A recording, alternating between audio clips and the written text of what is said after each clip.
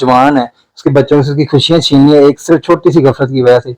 मैं आज पाहिज हो गया हूँ, पैरालाइज हो गया हूँ। मैं नहीं चाहता कि मेरे जो और दोस्त लोग हैं वो ऐसा हों, माओ के बेटे जवान है तो इस तरह पाहिज हो जाएं। पाहिज होना भी ये वही जानता है जिसके ऊपर बीत रही है, ये मैं ही जानता। मैं गया हूँ, चल कर मैं आया हूँ। घंटे डेढ़ में जब इंजेक्शन लगा उसके बाद घंटे डेढ़ बाद मेरी टांगे सुन्न होना शुरू हो गई।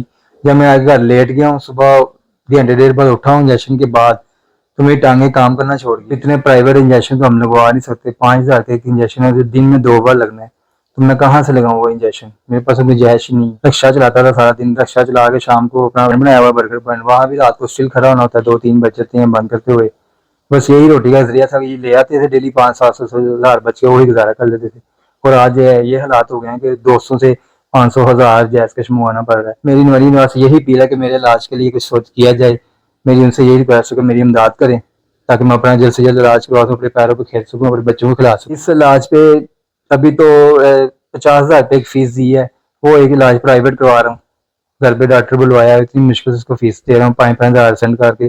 फिर वो आता है, फिर वो ट्रीटमेंट देता है थोड़ा सा। डॉक्टर बैठे हुए थे, फेसबुक यूज कर रहे थे अंदर, जो डॉक्टर जिनको मैंने चेकअप करवाया उन्होंने बस पर्ची पकड़ी है, कहते यार जी एक सिरप ले लेना खांसी का, मैंने गले का भी बताया था, तो ये अंदर से इंजेक्शन लगवा लो ठीक हो जाओगे। अस्सलाम वालेकुम नाज़रीन, उर्दू 5 के साथ मैं हूं आपके होस्ट राबिया अली। नाज़रीन, इस वक्त हमारे साथ नौजवान ज़िशान मौजूद है जिसकी 29 से 30 साल उम्र है और ये सिर्फ बीमार होते हैं। बीमार होने के बाद ये THQ फेरोज वाला हॉस्पिटल में जाते हैं। उसके बाद डॉक्टर की गफलत के बायस इनकी जो टांगे हैं वो ये माजूर हो जाते हैं, पैरालाइज हो जाते हैं और अब आपके सामने है कि ये उठ भी नहीं सकते, बैठ भी नहीं सकते। तो इनसे जानते हैं कि ये क्या हुआ। लोग डॉक्टर्स के पास जाते हैं शिफा लेने, उन्हें अपना मसीहा समझते हैं, मदद लेने, लेकिन अगर वही डॉक्टर आपको शिफा देने की बजाय आपको जो है बीमारी दे दे तो क्या होता है, इनसे जानते हैं। अस्सलाम वालेकुम। जी वालेकुम सलाम। जी ज़िशान, आप कैसी तबीयत है आपकी? मेरी तबीयत कैसी है? निचोड़ा हिस्सा मेरा पैरालाइज कर दिया हुआ है। बुखार था मुझे, बुखार की दवाई लेने चला गया था हॉस्पिटल में, उन्होंने इंजेक्शन लिख के दे दिया है, कंपाउंडर ने मुझे इंजेक्शन लगा दिया है। स्ट्रेचर पे लिटाए बगैर से मुझे इंजेक्शन लगाया है। चुकले में इंजेक्शन लगाते हैं उससे मुझे मसल में लगा दिया है। मुझे अपनी परेशानी बुखार की कम थी, उसकी पेन ज्यादा शुरू हो गई इंजेक्शन। घर से बिल्कुल ठीक गए थे, अपनी टांगों से गए थे चलकर मैं गया हूँ, चलकर मैं आया हूँ। घंटे डेढ़ में जब इंजेक्शन लगा उसके बाद घंटे डेढ़ बाद मेरी टांगे सुन्न होना शुरू हो गई।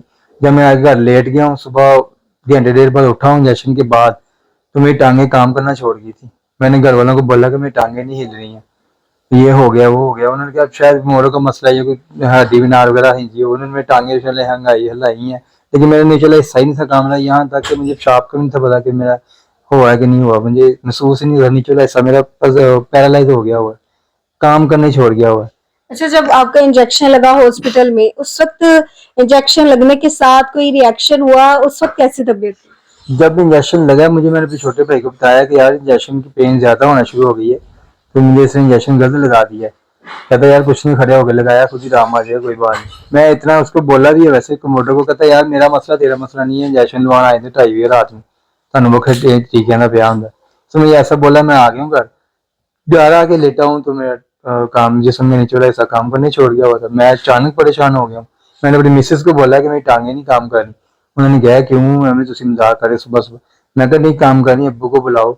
जब तक अब्बू आए हैं तब तक देखा तो वाकई मेरे जिस्म में नीचे ऐसा हिल नहीं था रहा, काम नहीं था कर रहा। मैं अचानक पजल हो गया, परेशान हो गया। वहाँ डॉक्टर जो है, कोई सीनियर डॉक्टर मौजूद था उस वक्त, और डॉक्टर का कैसा रवैया था आपके साथ? डॉक्टर बैठे हुए थे, फेसबुक यूज कर रहे थे अंदर, जो डॉक्टर जिनको मैंने चेकअप करवाया उन्होंने बस पर्ची पकड़ी है, कहते यार जी एक सिरप ले लेना खांसी का, मैंने गले का भी बताया था, तो ये अंदर से इंजेक्शन लगवा लो ठीक हो जाओगे, तो कोई मसला ही नहीं है। ऐसे उसने पर्ची पकड़ी है तो मैंने फिर इंजेक्शन लगवा लिया। उसने भी मुझे ऐसे इंजेक्शन पकड़ के लगा दिया। बैठा हुआ था स्ट्रेचर पे भी नहीं मुझे उसने लटाया, खड़े होकर उसमें इंजेक्शन लगा दिया कि चलो बंदा लटा के इंजेक्शन लगा लिया। इंजेक्शन किस जगह पे लगाया?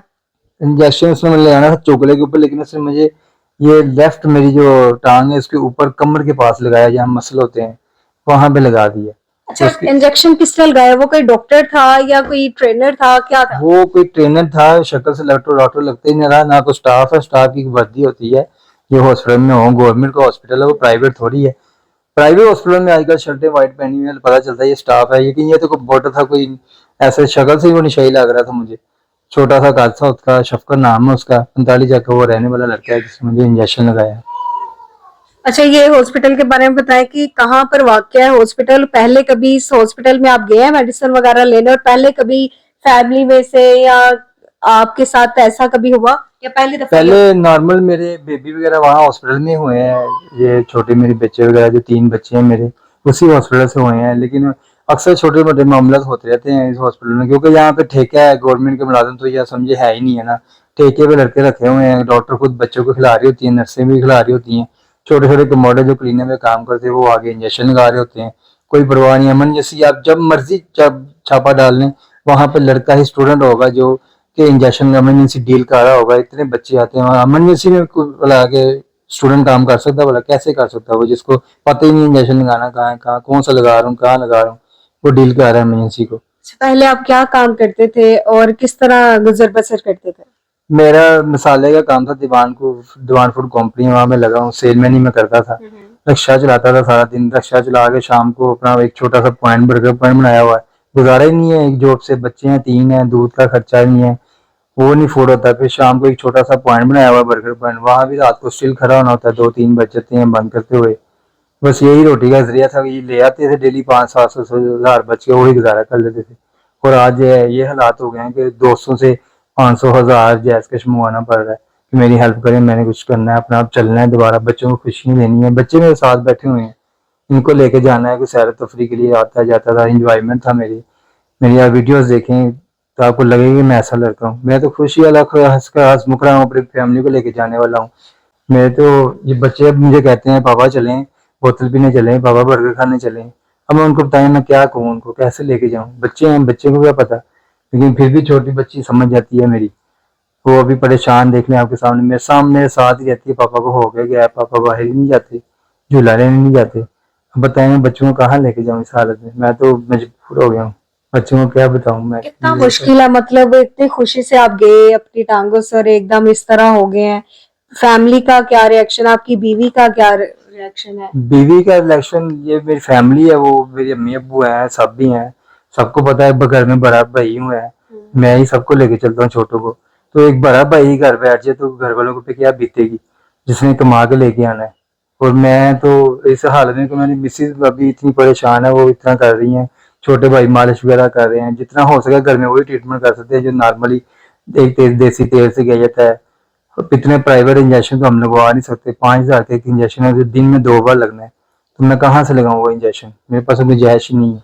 दोबारा आपने चेकअप करवाया किसी दूसरे हॉस्पिटल से या किसी प्राइवेट हॉस्पिटल से? उनका क्या कहना है, ये इंजेक्शन की गलती की वजह से ये हुआ है या कोई और मसला है? जी मेरे पास म्यू हॉस्पिटल की रिपोर्टें हैं, यहाँ से जब मैंने रेफर किया है, उन्होंने म्यू हॉस्पिटल वाला ने मुझे यही बताया कि जी पट्ठा वार्ड हमारी थोड़ी कमजोर है, लेकिन आपको हम 36 दिन के लिए एडमिट करेंगे, सुबह टाइम आपके 2 इंजेक्शन लगेंगे और उससे नॉर्मल आपको ट्रीटमेंट करते जाएंगे। हाँ 6 माह 2 माह 4 माह भी लग सकते हैं, मे भी साल भी लग सकता है, तब तक आप शायद एक था टांग काम करे या ना भी करे। उन्होंने तो ऐसे डील किया मुझे, मैं तो डर के घबरा के मैंने अपने अब्बू को बोला कि मुझे घर ले जाएं, मैं इतना महंगा इलाज नहीं करवा सकता, मेरे पास इतनी सहूलत नहीं है। कितना खर्चा आ रहा है इस इलाज पे अब? इस इलाज पे अभी तो 50,000 रुपये की फीस दी है, वो एक इलाज प्राइवेट करवा रहा हूँ, घर पे डॉक्टर बुलवाया, इतनी मुश्किल से उसको फीस दे रहा हूँ, 5,000 सेंड करके, फिर वो आता है, फिर वो ट्रीटमेंट देता है थोड़ा सा, उसके हिसाब से इलाज करवाएं, जैसे जैसे 500,000 आ ही जा रहा है, जैसे वो जोड़ते हैं फिर मंगवाते हैं मेडिसिन, जितनी यूज हो जाती है उतनी कर लेते हैं। क्या कहेंगे ऐसे हॉस्पिटल से जहां लोग सही सालिम जाते हैं और वापसी पे इस तरह होकर आ जाते हैं? मैं यही कहना चाहूंगा कि इस टाइम मरियम नवाज है जिसकी हुकूमत है, इस टाइम वो इस हॉस्पिटल पे नजरसानी करें, वो चक्कर लगाएं, मेरी उन्हीं से अपील है कि वही कर सकती हैं, वो आ सकती हैं, हमारी आवाज को सुन सकती हैं, हम तो गरीब आदमी है, इनके आगे रिक्वेस्ट कर सकते हैं, ये आए, इनका अमला चेक करें, इनकी चेकिंग करें कि हॉस्पिटल गवर्नमेंट का है ये प्राइवेट है या क्या, ये गुंडागर्दी लगाई इन्होंने, जो सा मर्जी आ रहा है, मेरे बाप का मसला है, मेरे बाप का हॉस्पिटल है, ये कोई मुलाजिम थोड़ी है, कोई चाय बेचने वाला उधर जाके हॉस्पिटल के अंदर इंजेक्शन लगा रहे होते हैं, ये कोई तरीकेकार थोड़ी है कि एक बंदा जो जवान है उसके बच्चों से उसकी खुशियां छीननी है एक सिर्फ छोटी सी गफलत की वजह से। मैं आज पाहिज हो गया हूँ, पैरालाइज हो गया हूँ, मैं नहीं चाहता कि मेरे जो और दोस्त लोग हैं वो ऐसा हों, माओ के बेटे जवान है वो इस तरह पाहिज हो जाए। पाहिज होना भी ये वही जानता है जिसके ऊपर बीत रही है, ये मैं ही जानता हूँ कि मुझे कैसे वो पेशाब करते हैं घर वाले, शर्मिंदगी महसूस होती है मुझे, मैं क्या करूँ, ये आप ही बताएं। मेरी इनसे ये अपील है, जी जी, मेरी मरीन से यही अपील है कि मेरे इलाज के लिए कुछ सोच किया जाए, मेरी उनसे यही रिक्वेस्ट है कि मेरी इमदाद करें ताकि मैं अपना जल्द से जल्द इलाज करवा सकूँ, अपने पैरों पर खेल सकूँ, अपने बच्चों को खिला सकूँ। अपना जो है घर का एड्रेस और जो मोबाइल नंबर है जैस कैश वो भी आप बता दें ताकि जो भी मुखैर हजरात हैं जो भी इनकी मदद करना चाहते हैं वो लाजमी इनकी मदद करें। तो आप अपना जी बता जी, मैं रेस्टोरेंट का रैशी हूँ फ्रोजवाला में। ठीक है, मेरा नंबर 0307 47 50 891 मेरा नंबर है। ये जैस कैश नंबर है, जो भी मेरी हेल्प करना चाहे उस नंबर पे जैस कैश कर सकता है और अल्लाह उनको अजर देगा इंशाल्लाह इसका। मेरे बच्चे उनको दुआएं देंगे ताकि मैं अपने पैरों पे खड़ा हो जाऊँ, उसके लिए मेरे बच्चे उनको दुआएं देंगे। अच्छा, जब आपके साथ ये हुआ तो वापिस आप उन डॉक्टर्स के पास गए? आपने कोई एप्लीकेशन उनके खिलाफ करवाई या पुलिस के पास गए? पुलिस की जानिब से क्या रवैया अपनाया जा रहा है? मैं उनके पास दोबारा गया था, हमने ट्रीटमेंट के लिए बताया कि हमारे साथ हो गया, लेकिन वो आगे से वो अपने ऊपर ले ही नहीं थे रहे बात को। वो तो मुझे पूछ नहीं थे रहे, सर्जन थे सारे, तो कह रहे थे दिमाग खराब है इसका, इसका मोड़ों का मसला है। फिर हमने FIR प्लस रिपोर्ट करवाई कि हमारे साथ ये मसला बन गया है। पुलिस वाले ने फोन उठाया है, लेकिन आते तो नहीं है वो जल्दी, बुकवा हो जाता है, फिर वो जाए कहीं आ जाए तो आ जाए, वो तब भी नहीं आए। हमने काफी हल्ला गुल्ला किया, शोर डाला, शोर डाल से हमने पूरा अमन तरीके से अपना जो किया वो किया, तोड़ फोड़ ये वैसा कुछ नहीं किया। मेरे अब्बू थे, बड़े थे सारे, वो कह उस हमने पर कोई अपनी अभी पड़ी तक कार्रवाई नहीं हुई? नहीं, अभी तक कोई कार्रवाई नहीं हुई। तब मैं अपनी पड़ी हुई थी, मेरे अब्बू को भी ये थी कि मेरा बेटा ठीक हो जाए एक बार, तो हमने उनको चाहिए कि शायद इंजेक्शन और रिएक्शन ना कर जाए। हमें अपनी पड़ी थी, तब हमने कोई कार्रवाई नहीं किया है, लेकिन हमने उनको अमले को सारा इकट्ठा किया, लेकिन अमला है ही नहीं था तब, सब भाग गए थे, स्टाफ वगैरह हर चीज भाग गई थी। जैसे मीडिया वाले आए हैं, लोग आए हैं, अब्बू लोग आए हैं, फैमिली से आए हैं सारे, वो भाग गए थे, छुप गए थे। सही, बहुत शुक्रिया आपका। तो हमारी यही दुआ है और अवाम से भी यही गुजारिश है कि अल्लाह ताला आपको सेहत वाली लंबी जिंदगी दे और जिस तरह आप पहले चलते फिरते थे उसी तरह चले फिरे और अल्लाह आप पर खास रहम करे। तो नाजरीन, आप सबसे हमारी यही गुजारिश है और जितने मुखय्यर हजरात हैं, आला ओहदेदार हैं, उन सबसे यही अपील है कि ज़िशान भाई की इलाज पे जो है जितनी हो सकता है हेल्प करें, क्योंकि उन्हें इस वक्त आपकी दुआओं की और आपकी मदद की जरूरत है। इसी के साथ मुझे इजाजत है, अल्लाह ने के बाद।